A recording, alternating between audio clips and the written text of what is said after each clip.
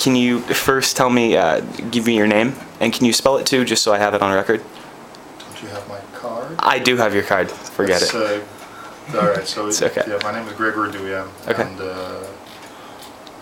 I'm a co-founder of Digital Monkey.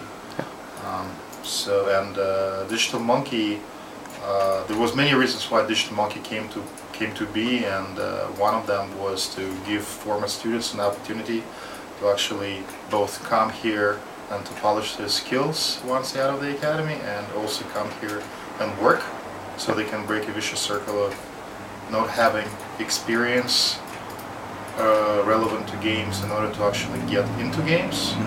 And also it was a sort of a pet experiment for myself, where I wanted to see what kind of advanced things I can teach to younger students, and how young can they be in order to comprehend complicated concepts, and what complexity material I can actually give them. So I've been experimenting with, teaching little kids everything, starting from Photoshop to Max to Maya to Unreal to Unity. Okay. It was actually a great success. So, you guys are using Unity here. What are you using it for? Various purposes. So me and Kurt developing, like at this point, 5 games with an intent to maybe publish it someday.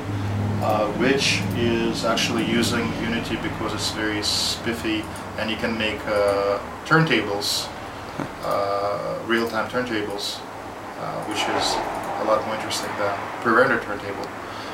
So that's his latest project.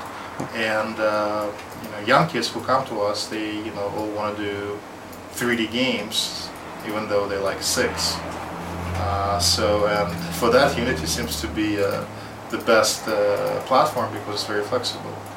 Is it easy? I saw in one of the videos online that you had a young boy who was working on a game, and he said, I'm using Unity to create mountains for my character to run over, which I thought was hysterical, but it was very cool to see him using it.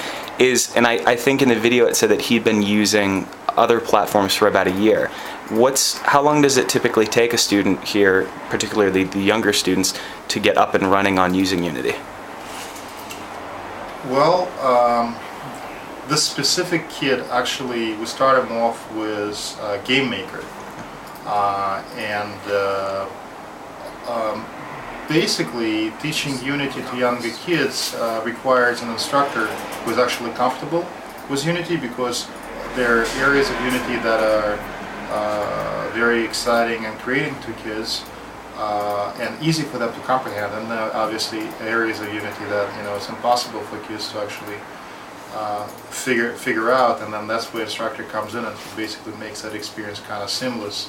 So the young student, actually the impression that he's in full control of the software, which is actually, not necessarily so, and the instructor is required, okay, for the whole thing to work. But yeah, they're definitely. I actually taught some high schoolers, and with very limited scripting, and you definitely can teach the high schooler class for like 15 weeks, and there are enough things in there that like a visual guy can show them and tell them how to do to keep them occupied and interested for about 15 weeks. Cool. So what do you like about it most? No finagling. The lack of finagling.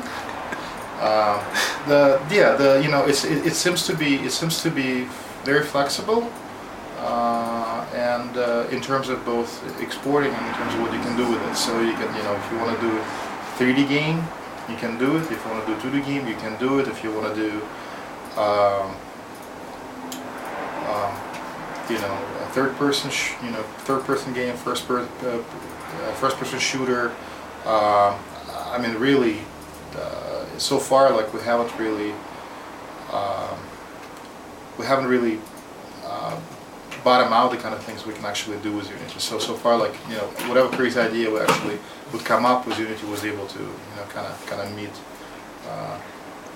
our expectations. Cool. So you mentioned earlier the things that you dislike about it, kind of the relationship that they have with. I never said anything I dislike about Unity. However, Are any dislikes? Well, however, since again, what we do here, a lot of it has to do with younger children, and I'm talking about children who's, at ages like 8 and 9 and 10 and 13 perhaps.